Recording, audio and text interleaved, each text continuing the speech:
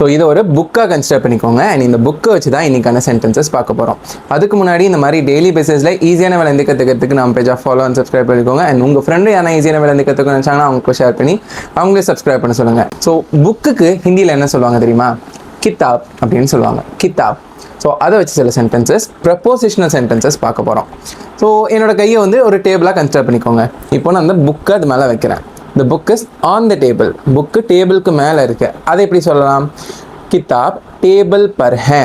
கிதாப் table per ஹே அப்படின்னு அர்த்தம். அதுவே இப்போ நான் கீழே வைக்கிறேன். அண்டருக்கு என்ன சொல்லுவாங்க? நீச்சேன்னு சொல்லுவாங்க. அப்போ எப்படி சென்டென்ஸ் ஃபார்ம் பண்ணலாம்?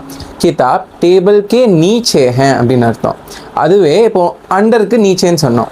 அப்போ அபவ்ல இருக்குன்னா அதுக்கான அர்த்தம் என்னன்னா ஊப்பர்னு சொல்லுவாங்க. அபவுக்கு ஊப்பர்னு சொல்லுவாங்க. அப்போ இதை எப்படி நம்ம சென்டென்ஸாக ஃபார்ம் பண்ணலாம்? கிதாப் டேபிள் கே ஊப்பர் ஹே அப்படின்னு சென்டென்ஸ் ஃப்ரேம் பண்ணலாம்.